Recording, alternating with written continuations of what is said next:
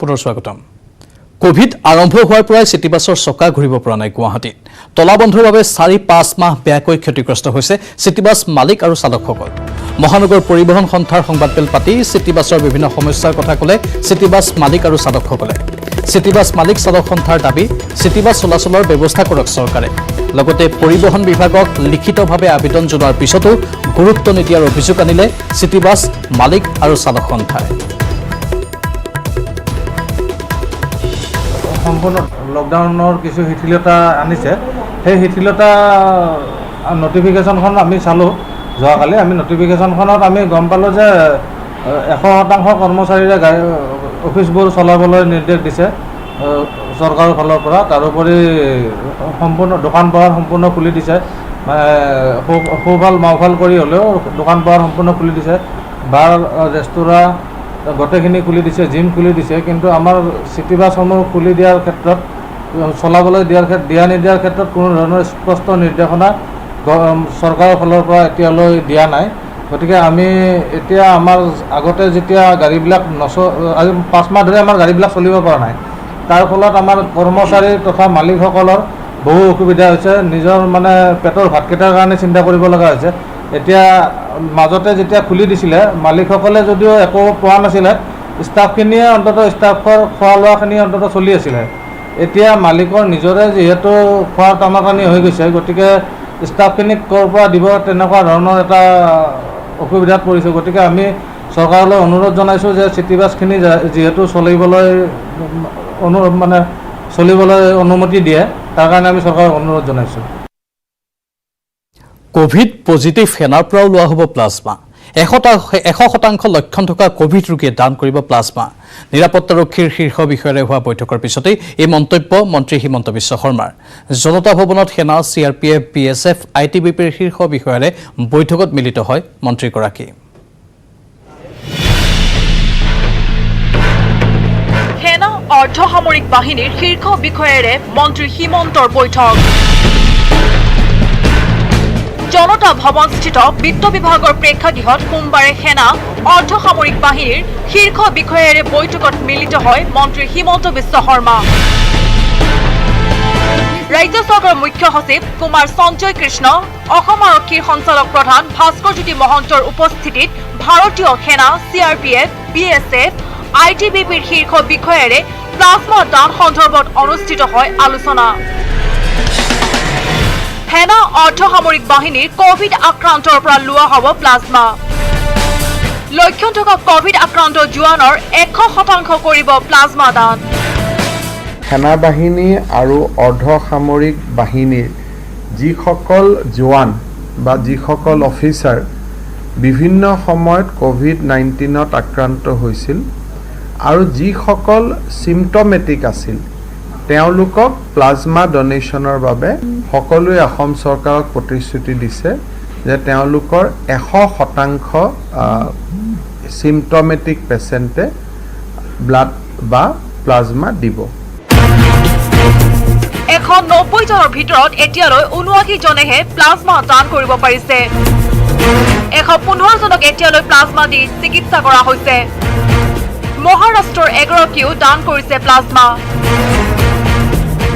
কালি এজন মহাৰাষ্ট্ৰৰ পৰা ব্যক্তি আহি ডনেট কৰি থৈ গৈছে যোৱাকালি মহাৰাষ্ট্ৰৰ পৰা এজন ব্যক্তি আহি ইয়াতে ডনেট কৰি থৈ গৈছে সেনা অৰ্ধসামৰিক বাহিনীৰ জোৱানসকলে এতিয়া এনেদৰে প্লাজমা দান কৰিবলৈ আগবাঢ়ি অহা কাৰ্যই যথেষ্ট সকাহ দিব স্বাস্থ্য বিভাগক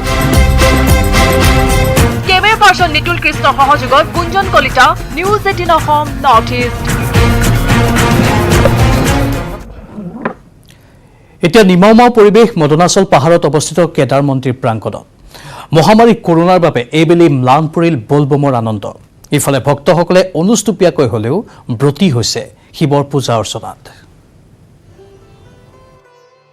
তীৰ্থনগৰী হাজোৰ মদনাচল পাহাৰৰ শিখৰত অৱস্থিত ঐতিহাসিক কেদাৰ মন্দিৰ দেৱাদিদেৱ মহাদেৱক পূজা অৰ্চনা কৰাৰ উদ্দেশ্যৰে তীৰ্থনগৰীৰ অন্যতম এখন তীৰ্থস্থানলৈ আগমন ঘটে দেশৰ বিভিন্ন প্ৰান্তৰ ভক্তৰ বিশেষকৈ শাওণ মাহত বলবম উপলক্ষে প্ৰতিটো সোমবাৰে হয় ভক্তৰ দীঘলীয়া শাৰী কিন্তু ৰাজ্যৰ সাম্প্ৰতিক পৰিস্থিতিৰ বাবে এইবাৰ নিমাম পৰিৱেশে বিৰাজ কৰিছে মদনাচল পাহাৰত অৱস্থিত কেদাৰ মন্দিৰ প্ৰাংগণত।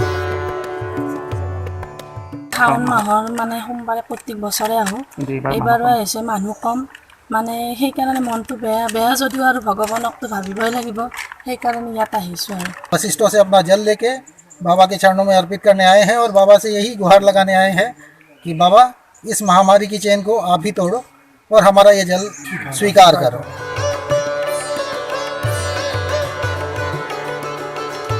মহামাৰী কৰোনাৰ বাবে এইবেলি ম্লান পৰিল বলবমৰ আনন্দ। ইফালে ভক্তসকলে অনুষ্টুপীয়াকৈ হলেও ব্ৰতী হৈছে শিৱ পূজাৰ অৰ্চনাত। তাৰ মাজতে কেইগৰাকীমান ভক্ত বশিষ্ঠাশ্ৰমৰ পৰা আহিছে ঐতিহাসিক এই কেদাৰ মন্দিৰলৈ।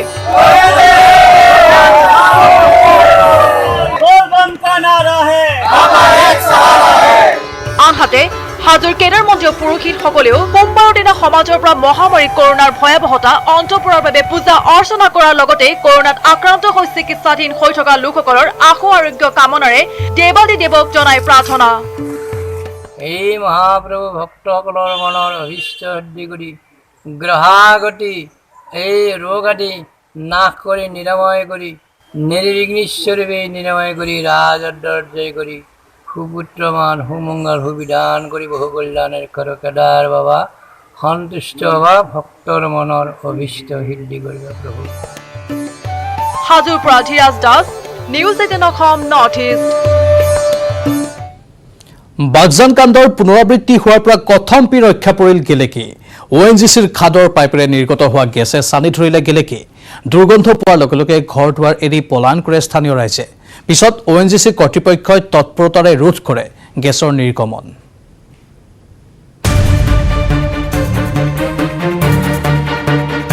তিনিচুকীয়াৰ বাগজানৰ দৰে ঘটনা পুনৰাবৃত্তি হোৱাৰ পৰা কথমপি ৰক্ষা পৰিল নাজিৰাৰ গেলেকীৰ এক বৃহৎ অঞ্চল।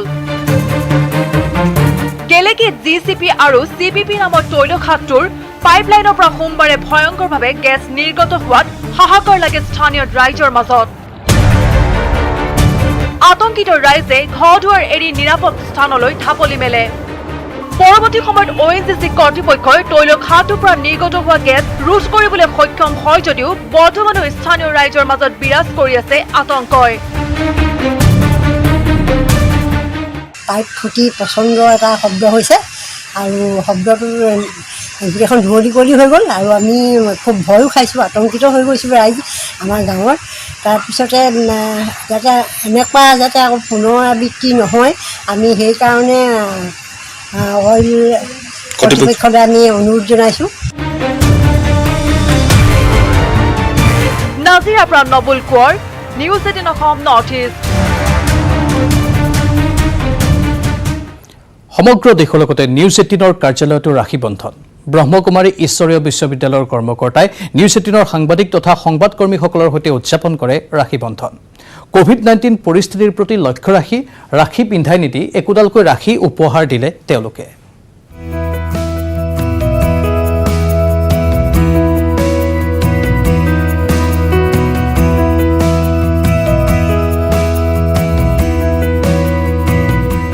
আজি ৰাখি বন্ধন, কিন্তু এইবেলি দেখিবলৈ পোৱা নাই উৎসাহ উদ্দীপনা, কাৰণ এফালে লকডাউন, এফালে কৰোনা মহামাৰী। গতিকে ৰাখি বন্ধনৰ সেই উৎসাহ উদ্দীপনা এইবেলি দেখিবলৈ পোৱা হোৱা নাই। কিন্তু নিউজ 18ৰ কাৰ্যালয়ত উপস্থিত হৈছেহি ব্ৰহ্মকুমাৰী ঈশ্বৰীয় বিশ্ববিদ্যালয়ৰ কৰ্মকৰ্তাসকল, সদস্যসকল। তেওঁলোক আহিছে আমাৰ ৰাখি পিন্ধাবৰ বাবে। গতিকে আমি তেওঁলোকৰ ওচৰলৈ যাম, তেওঁলোকে কেনেধৰণে এবাৰ ৰাখি বন্ধন পালন কৰিছে সেই সন্দৰ্ভতো তেওঁলোকে জনাব। কাৰণ দেখিবলৈ পোৱা গৈছে যে কৰোনা মহামাৰীৰ পৰা বাচিবৰ বাবে যিহেতু সামাজিক দূৰত্বৰ কথা আহি পৰিছে, সেই প্ৰসংগ উত্থাপন হৈছে। গতিকে হাতে হাতে নোচোৱাকৈ, হাতত নিপিন্ধোৱাকৈ ৰাখি বন্ধৰ এই পবিত্ৰ উৎসৱটি পালন কৰিছে। কেনেকৈ পালন কৰিছে আমি দেখুৱাম। আমি যাম তেওঁলোকৰ ওচৰলৈ। আপোনালোক নিউজ 18ৰ অফিচলৈ আহিছে, কাৰ্যালয়লৈ আহিছে, আৰু প্ৰতি বছৰে আপোনালোক আহে, কিন্তু এইবাৰ যিহেতু কৰোনা মহামাৰী, লকডাউন, গতিকে এইবেলি আপোনালোকে কেনেকৈ পালন কৰিছে?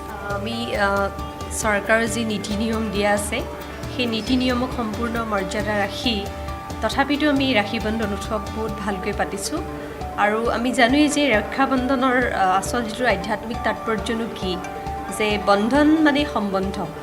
আৰু আমাৰ যিটো ভাই ভনীৰ মাজত যিটো স্নেহৰ সম্বন্ধ সেইটোতো সদায় থাকিব আৰু ঈশ্বৰী বিশ্ববিদ্যালয়ে মূলকৈ এই ৰাখী বন্ধন উৎসৱটো পাতে স্বয়ং ঈশ্বৰ পৰমাত্মা যি নেকি আমাৰ সকলোকে ৰক্ষা কৰোতা বিভিন্ন ধৰণৰ শাৰীৰিক ৰোগ হওক মানসিক ৰোগ হওক প্ৰত্যেক বিপদৰ পৰা আমাক ৰক্ষা কৰোতাটো এজনেই হয় তো তেখেতৰ লগত সম্বন্ধ বা বন্ধনতটো আমাক কোনেও ৰখাব নোৱাৰে লকডাউনে আমাক ৰখাব নোৱাৰে সেইকাৰণে এই কাৰ্যসূচীটো আমাৰ এইবাৰো আছে আৰু আজি আপোনালোকৰ ওচৰত আহিছোঁ পুনৰবাৰ মনত পেলাবৰ কাৰণে যে আমি আমাৰ জীৱনৰ ব্যস্ততাৰ মাজত থাকিও আমি যেন পৰমাত্মাৰ লগত সম্বন্ধটো সদায় মজবুত ৰাখোঁ আৰু আজি এই দিনটোত আমি প্ৰত্যেকে সংকল্প কৰিম যে আমি আৰু বেছিকৈ পৰমাত্মাৰ লগত কানেকশ্যনটো বঢ়াম সেইটোৱে মেছেজ আপোনালোকলৈ ধন্যবাদ জনাইছোঁ আপোনাক এই ভাতৃ ভগ্নীৰ যি পবিত্ৰ সম্বন্ধ সেয়া বৰ্তাই ৰাখিবৰ বাবে প্ৰতি বছৰৰ দৰে যিহেতু তেওঁলোক আহে আমাৰ কাৰ্যালয়লৈ এইবেলিও আহিছে কিন্তু এইবেলি কিছু ব্যতিক্ৰম কেনেকৈ ব্যতিক্ৰম আমি দেখুৱাম COVID-19 প্ৰট'কল অনুসৰি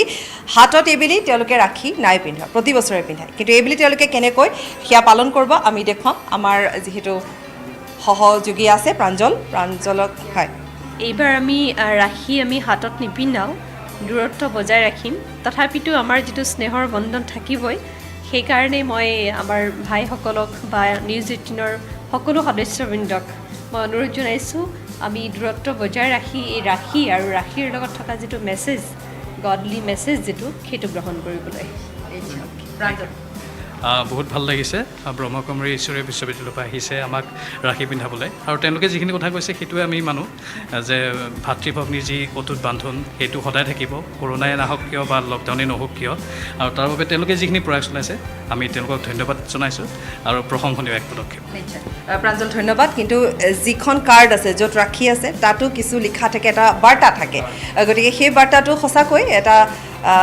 খুব সুন্দৰ বাৰ্তা থাকে আমি সেয়া দেখুৱাই যাম শংকৰ আছে আমাৰ সৈতে গতিকে শংকৰকো তেখেতসকলে ৰাখি উপহাৰ হিচাপে দিব বিচাৰিছে হয় নিশ্চয় মোৰ খুব ভাল লাগিছে আৰু এটা কথা প্ৰমাণ হৈছে যে জীৱন থমকি ৰোৱা নাই ইমান সংকটকাল আহিছে তাৰ মাজতো আমাৰ যিটো এটা নীতি নিয়ম আমি ৰক্ষাবন্ধন আমি প্ৰতি বছৰে পাতোঁ আমি কামত সদায় ব্যস্ত থাকোঁ কাৰ্যালয়ত থাকোঁ এনেকুৱা সময়ত আৰু প্ৰতি বছৰে ব্ৰহ্মকুমাৰী ঈশ্বৰীয় বিশ্ববিদ্যালয় আমাৰ মাজলৈ আহে এনেধৰণে ৰাখি পিন্ধায় আমি পূৰ্বতে তেখেতসকলে আমাক মিঠাইও খুৱায় কিন্তু এই বছৰ আমি কিছুমান হয়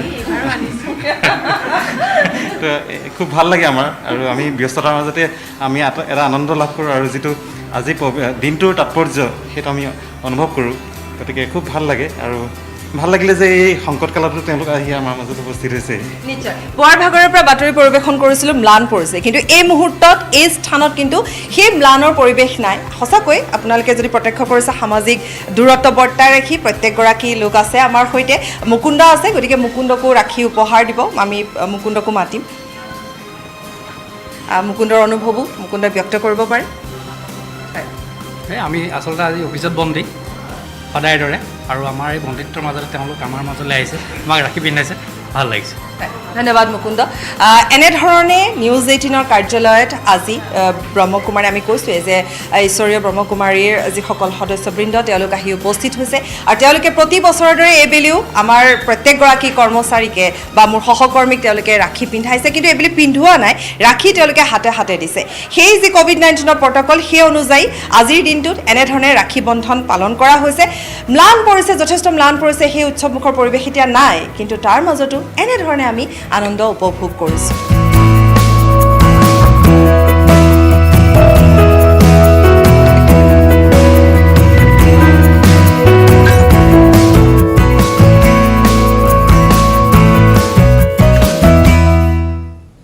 প্ৰাইম টাইম 18ত পুনৰ সময় হৈছে চমু বাণিজ্যিক বিৰতিৰ ৰাজপথত নহয় এইবাৰ খেতি পথাৰত প্ৰতিবাদ চৰকাৰৰ বিৰুদ্ধে ক্ষোভ উজাৰি শাওনৰ পথাৰ উত্তাল কৰিলে কৃষক ৰাইজে কিন্তু ক'ত আৰু কিয় এই প্ৰতিবাদ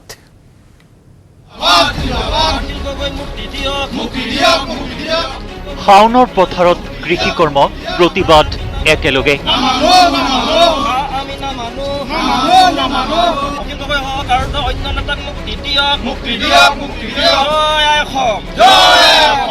কাম আমি নামানো অখিল গগৈক মুক্তি দিয়ক কৃষি কৰ্মৰ সমান্তৰালভাৱে প্ৰতিবাদৰ ধ্বনিৰে মুখৰিত কৃষিভূমি মৰাণৰ চাংমাই গাঁও পথাৰ এফালে হাতে হাতে কোৰ লৈ পথাৰত কেইবাবিঘা মাটিত একেলগে বোকা দিছে কৃষক মুক্তিৰ সদস্যই আনফালে ৰোৱনীয়ে ৰুইছে আৰু তাৰ মাজতেই প্ৰতিবাদ।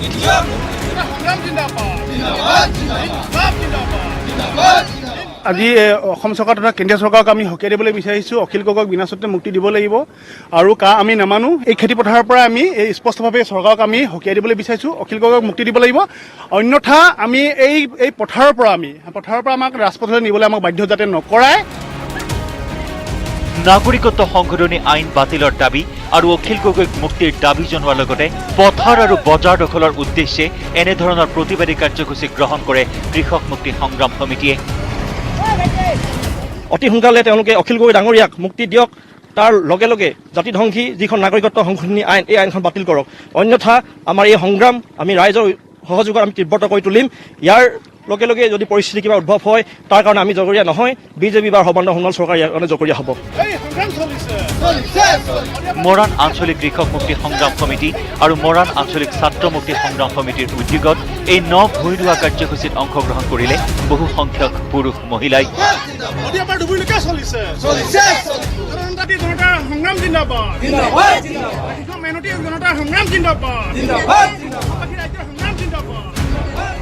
বিজেপি চৰকাৰখনে যিধৰণে তেওঁলোকে নতুন ভূমি নীতি গ্ৰহণ কৰি খিলঞ্জীয়া হাতৰ পৰা থলুৱা হাতৰ পৰা কৃষিভূমিসমূহ পুঁজিপতি হাতলৈ নিয়া যি ষড়যন্ত্ৰ ৰচিছে তাক খালি আমি তীব্ৰ ভাষাৰে গহনা দিছোঁ আৰু ধিক্কাৰ অতি পলমে যদি এইসমূহ তেওঁলোকে যদি জাতিদ্ৰোহী আইন যদি তেওঁলোকে বাতিল নকৰে তেতিয়াহ'লে কিন্তু কেতিয়াও খিলঞ্জীয়া ক্ষান্ত নাথাকে আৰু ইয়াৰ সমান্তৰালভাৱে আমি ৰাজপথলৈ যাবলৈ বাধ্য হ'ম।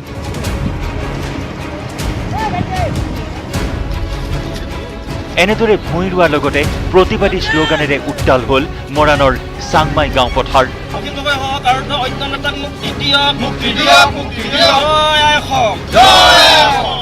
কেমেৰা পাৰ্চন পুনৰ সহযোগত মৰাণৰ পৰা ঋষেশ্বৰ বৰুৱাৰ report, news 18 Assam north east.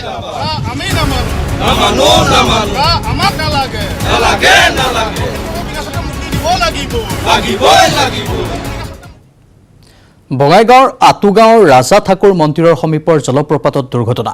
জলপ্ৰপাতৰ পৰা পিছলি এজন যুৱকৰ মৃত্যু হৈছে। জলপ্ৰপাতত গা ধুবলৈ যাওঁতেই ঘটিলে এই শোকাবহ ঘটনা। দুৰ্ঘটনাত আন এজন যুৱক আহত হৈছে।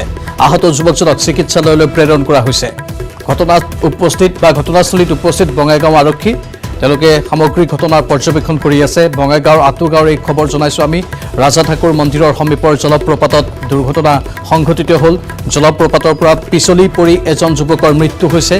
জলপ্ৰপাতত গা ধুবলৈ যাওঁতেই এই অঘটনটো ঘটিল। দুৰ্ঘটনাত আন এজন যুৱক আহত হৈছে। আহত যুৱকজনক চিকিৎসালয়লৈ প্ৰেৰণ কৰা হৈছে।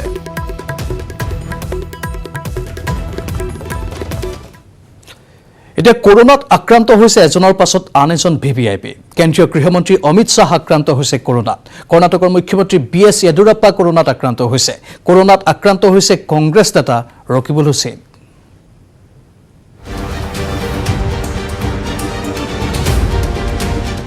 মহামাৰী কৰোনাৰ সংক্ৰমণ কিছু পৰিমাণে কমিছে। সকলোৱে স্বস্তিৰ নিশ্বাস এৰিছে, কিন্তু তাৰ মাজতেই VIP আৰু VVIPৰ এটা খবৰ আহিছে।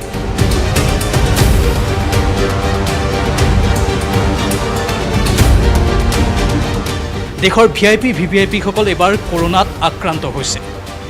দেশৰ গৃহমন্ত্ৰী অমিত শ্বাহো কোভিড পজিটিভ ওলাইছে।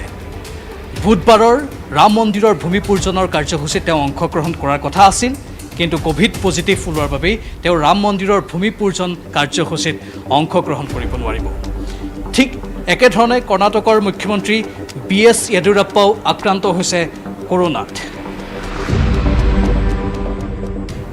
লগতে তেওঁৰ মন্ত্ৰীসভাৰ আন কেইবাজনো কোভিড পজিটিভ ওলোৱাৰ কিছু আশংকা প্ৰকাশ পাইছে। আমি জনাব বিচাৰিছোঁ যে উত্তৰ প্ৰদেশৰ এগৰাকী মন্ত্ৰীও কোভিড পজিটিভ আক্ৰান্ত হৈ মৃত্যুমুখত পৰিছে। মন্ত্ৰীগৰাকীৰ নাম হ'ল কমল ৰাণী বৰুণ। উত্তৰ প্ৰদেশৰ মন্ত্ৰী হয় তেওঁ, আৰু তেওঁ কোভিড পজিটিভ ধৰা পৰাৰ পাছতেই চিকিৎসাধীন হৈছিল, কিন্তু চিকিৎসালয়তে তেওঁৰ মৃত্যু হৈছে। অসমৰো খবৰ আছে। অসমৰো কেইবাগৰাকী বিধায়ক, শাসকীয় দলৰ বিধায়ক কোভিড পজিটিভ ওলাইছিল। এইবাৰ বিৰোধী দলৰ নেতা ৰকিবুল হুছেইনো কোভিড পজিটিভ ওলাইছে। লগতে ৰকিবুল হুছেইনৰ পত্নীও কোভিড আক্ৰান্ত হৈছে বুলি আমালৈ খবৰ আহিছে। যি সময়ত দেশত লাহে লাহে কৰোনা আক্ৰান্তৰ সংখ্যা কিছু কমিবলৈ আৰম্ভ কৰিছিল, সেই সময়তেই VIP আৰু VVIPসকল কোভিড পজিটিভ ওলোৱাক লৈ স্বাভাৱিকতে সকলোৰে মনত কিছু পৰিমাণে হ'লেও আকৌ এবাৰ সংশয়ৰ সৃষ্টি হৈছে। ফটো সাংবাদিক সুশান্তৰ সৈতে মই Pranjal Hazarika, news 18 Assam north east. এগৰাকী যুৱতীক প্ৰেমৰ জালত পেলাই ধন লুটি জালুকবাৰী আৰক্ষীৰ জালত পৰিল এটা প্ৰবঞ্চক। জালুকবাৰী আৰক্ষীৰ জালত পৰা প্ৰবঞ্চকটোৰ নাম ধৰ্মেশ্বৰ ৰয়। অনলাইন বিবাহ ৱেবছাইট sadhi.com জৰিয়তে যুৱতীগৰাকীৰ চিনাকি হৈছিল প্ৰবঞ্চকটো। পিছত বিবাহৰ প্ৰলোভন দি যুৱতীগৰাকীৰ পৰা ৭৫,০০০ টকা সৰকাইছিল প্ৰবঞ্চকটোৱে। উল্লেখযোগ্য যে ভুৱা নামেৰে পৰিচয় দিছিল প্ৰবঞ্চকটোৱে। পিছত ভুক্তভোগী যুৱতীগৰাকীৰ এজাহাৰৰ ভিত্তিত প্ৰবঞ্চকটোক গ্ৰেপ্তাৰ কৰে জালুকবাৰী আৰক্ষীয়ে। এগৰাকী যুৱতীক প্ৰেমৰ জালত পেলাই ধন লুটি জালুকবাৰী আৰক্ষীৰ জালত পৰিল এটা প্ৰবঞ্চক। জালুকবাৰী আৰক্ষীৰ জালত পৰা প্ৰবঞ্চকটোৰ নাম ধৰ্মেশ্বৰ ৰয়।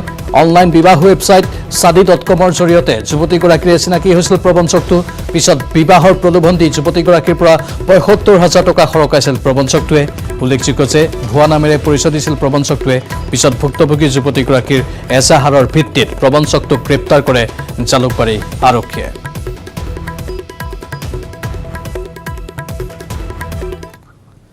অভিনেতা সুশান্ত সিং ৰাজপুতৰ মৃত্যু স্বাভাৱিক নাছিল। এই সন্দেহ প্ৰকাশ কৰি খোদ মুম্বাই আৰক্ষীয়ে ৰুজু কৰিছে গোচৰ। মুম্বাই আৰু পাটনা আৰক্ষীয়ে পৃথকে পৃথকে এই ঘটনাৰ অনুসন্ধান চলাই লাভ কৰিছে বহু ৰহস্যজনক তথ্য। এই ৰিপৰ্ট আগবঢ়াই বিদায় লৈছো এতিয়া বাতৰিৰ পৰা। নমস্কাৰ।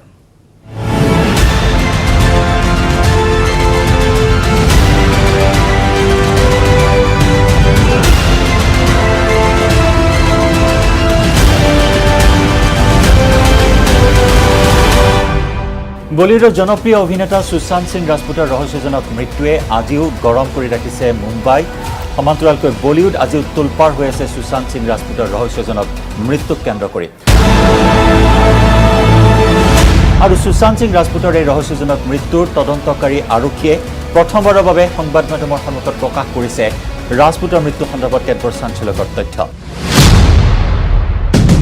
এই মুহূৰ্তত আমি আপোনালোকক জনাম কি চাঞ্চল্যকৰ তথ্য প্ৰকাশ কৰিছে মুম্বাই আৰক্ষীয়ে।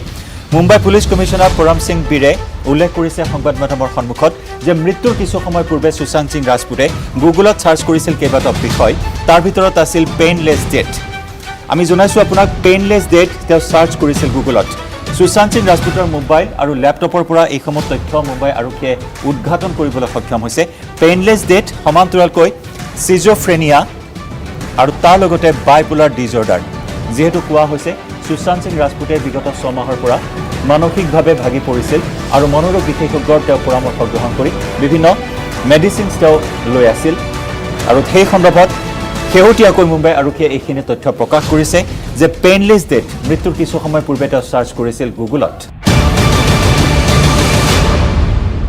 আৰু এই প্ৰসংগক্ৰমে উল্লেখ কৰিব পাৰি যে সুশান্ত সিং ৰাজপুতে 14 জুনত আত্মহত্যা কৰা বুলি প্ৰকাশ পাইছিল, কিয়নো ৰহস্যজনকভাৱে তেওঁৰ মৃতদেহ উদ্ধাৰ কৰা হৈছিল বান্দাৰ এপাৰ্টমেণ্টৰ পৰা। আৰু সুশান্ত সিং ৰাজপুতৰ মৃত্যুৰ প্ৰায় 5 দিন পূৰ্বে অৰ্থাৎ 9 জুনত তেওঁৰ পূৰ্বৰ মেনেজাৰ দিশাৰ আত্মহত্যা কৰিছিল।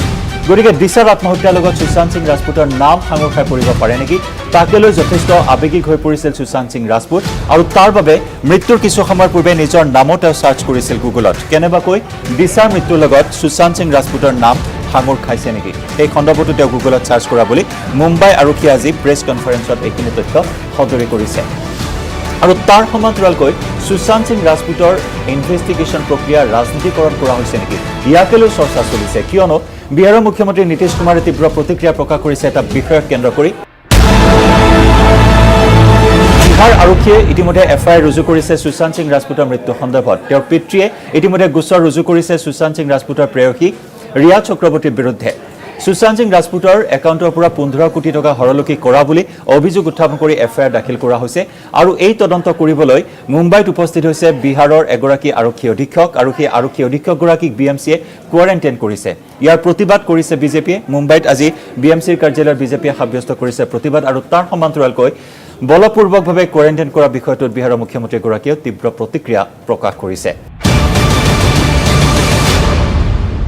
আৰু শেহতীয়াকৈ মুম্বাই আৰক্ষীৰ এই ইনভেষ্টিগেশ্যনে যিসমূহ তথ্য লাভ কৰিছে সুশান্ত সিং ৰাজপুতৰ তদন্ত প্ৰক্ৰিয়াত এক নতুন গতি প্ৰদান কৰিব বুলি আশা কৰা হৈছে ইতিমধ্যে মুম্বাই আৰক্ষীয়ে বিভিন্নজনক সোধা পোছা কৰিছে ছবি নিৰ্মাতা মহেশ ভাট আদিত্য চোপ্ৰা সমান্তৰালকৈ সঞ্জয় লীলা ভাঞ্চলী আদি কেইবাগৰাকীও প্ৰখ্যাত চলচ্চিত্ৰ নিৰ্মাতাক সোধা পোছা কৰা হৈছে আৰু তাৰ সমান্তৰালকৈ সুশান্ত সিং ৰাজপুতৰ সমগ্ৰ দেশজুৰি থকা অনুৰাগীসকলে দাবী কৰিছে যে অতি শীঘ্ৰে ন্যায় লাভ কৰক সুশান্ত সিং ৰাজপুতে